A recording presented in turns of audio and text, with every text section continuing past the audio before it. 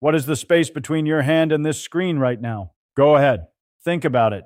Most people say it nothing. A gap, empty air. And that answer feels so obvious that you'd almost feel embarrassed being asked. Of course it's nothing. What else would it be? But here's the thing. That certainty you feel, that's not understanding.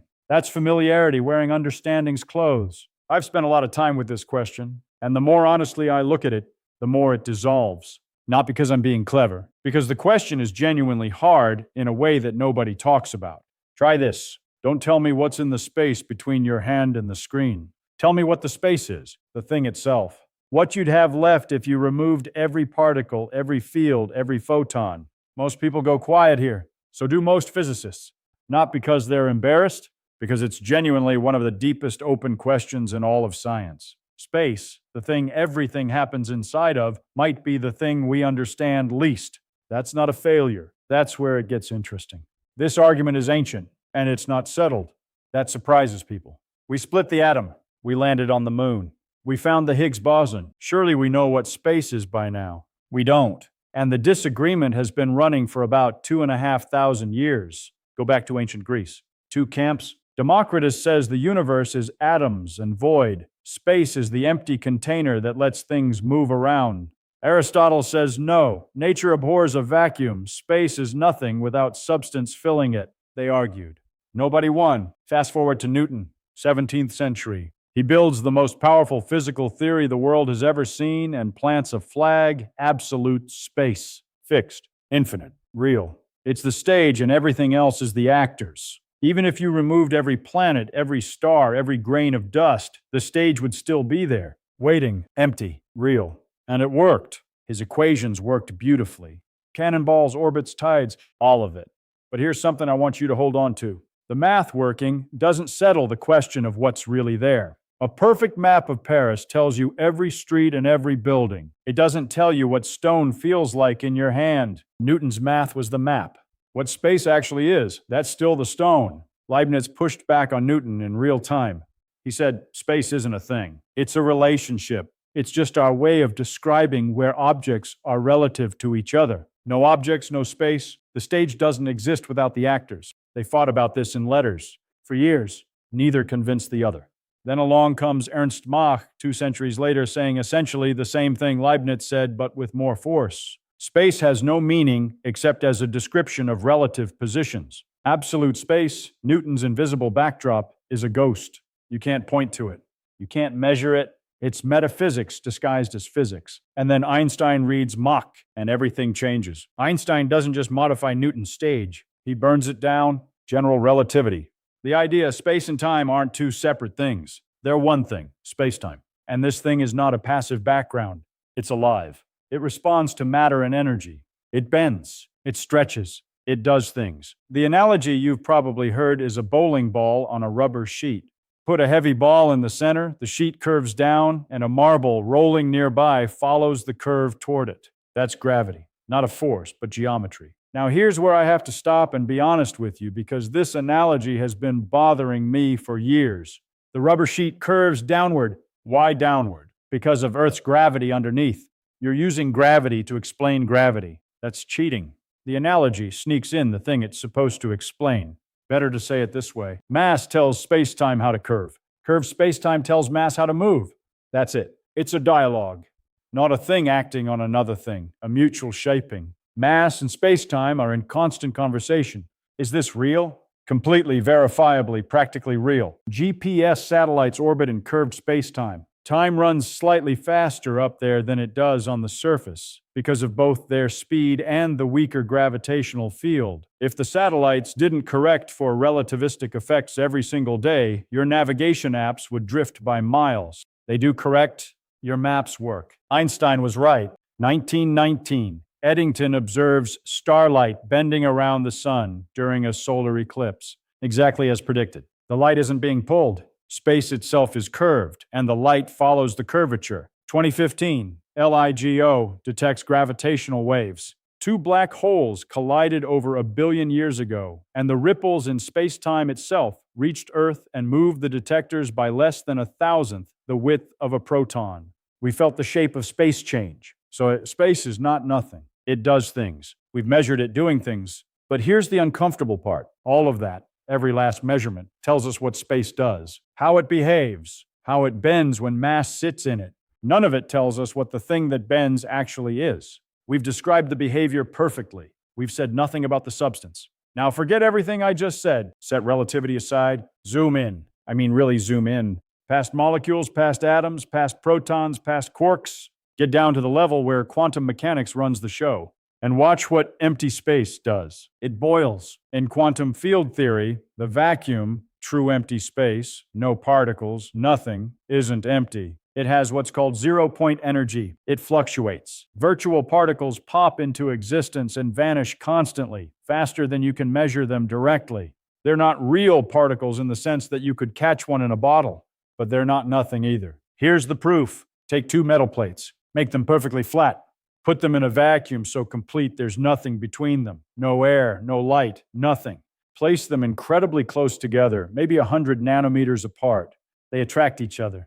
There's nothing between them, and yet there's a measurable force pulling them together. This is called the Casimir effect. It's confirmed in experiments. What's causing it? The vacuum fluctuations outside the plates push inward more than the fluctuations in the narrow space between them can push back. Empty space is pushing metal plates together. The vacuum has structure. The vacuum has energy. The vacuum is doing things. And then cosmology adds another layer to this. The universe is expanding. We've known that since Hubble. But in 1998, we discovered something worse. The expansion is accelerating. Something is pushing everything apart, and that push is getting stronger over time.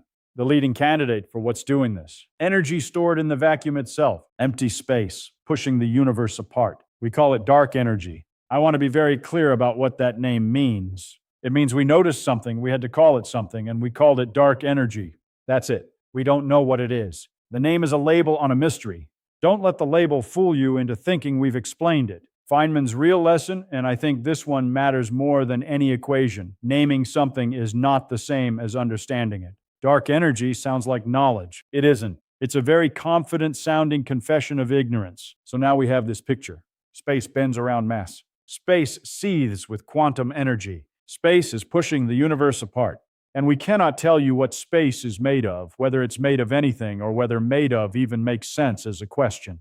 Here's one that keeps physicists up at night. Is space continuous, smooth, and infinitely divisible, or is it made of discrete pieces, chunks, atoms of geometry? In general relativity, space is a smooth continuum. You can zoom in forever and it stays smooth, like silk. In quantum mechanics, almost everything else comes in quanta. Energy comes in packets. Charge comes in packets. Angular momentum comes in packets. The quantum world is fundamentally granular. But space, we don't know. There's a scale called the Planck length, about 1.6 times 10 to the minus 35 meters. That's roughly 10 to the 20 times smaller than a proton. At that scale, our equations don't break down because we've hit a wall. They break down because they start spitting out infinities, nonsense answers. The math stops working. That might mean we're missing physics. It might mean space has a smallest unit, a pixel basically, below which the concept of distance stops making sense. Loop quantum gravity says yes, space is built from tiny discrete loops of geometry. The smooth fabric of space-time is actually a weave, and at the Planck scale, you'd see the individual threads. String theory says the fabric extends into extra dimensions, 6 or 7 extra dimensions, curled up so small they're invisible at any scale we can probe.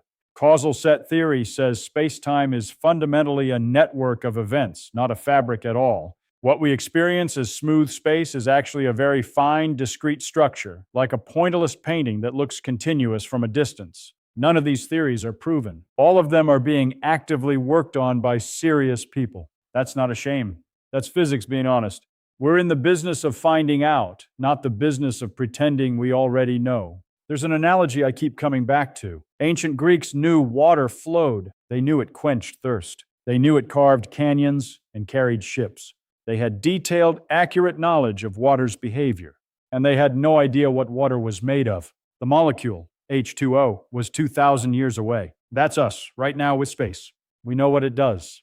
Beautifully. In extraordinary detail. We have no confirmed answer to what it is. There's a question underneath all of this that I want to touch, because I think it's important and I think it's usually avoided.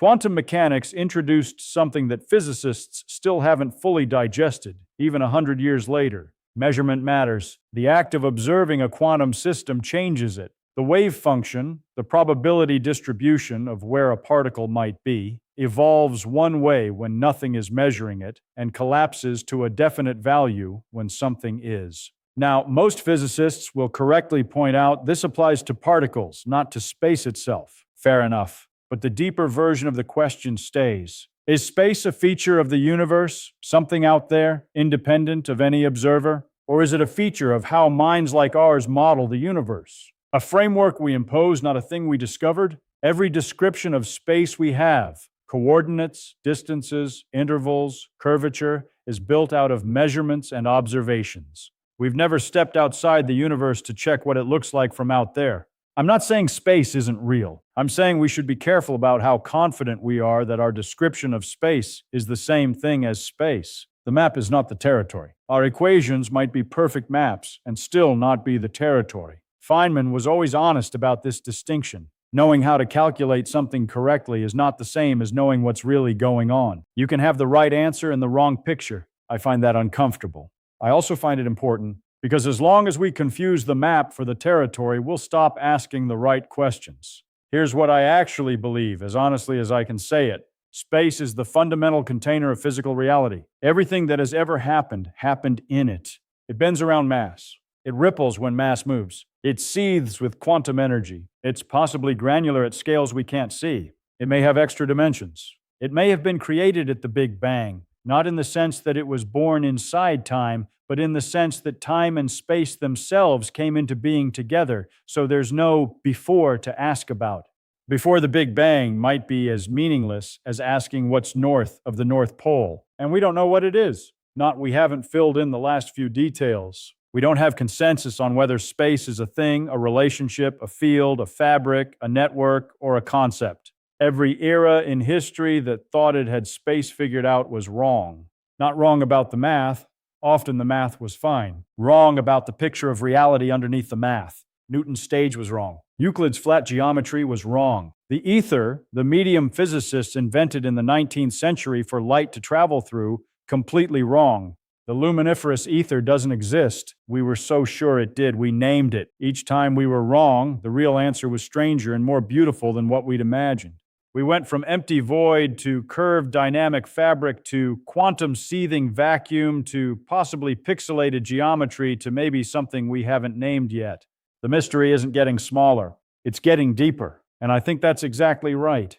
That's how it should feel when you're actually making progress. Easy questions have easy answers.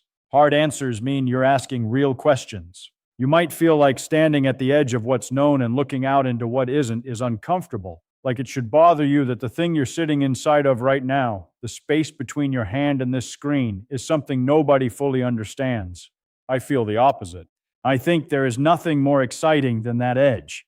That's exactly where the real stuff is hiding. Every discovery in physics, every single one, happened because someone stood at that edge and refused to pretend they weren't standing there. That's where we are right now. You and me, looking out together.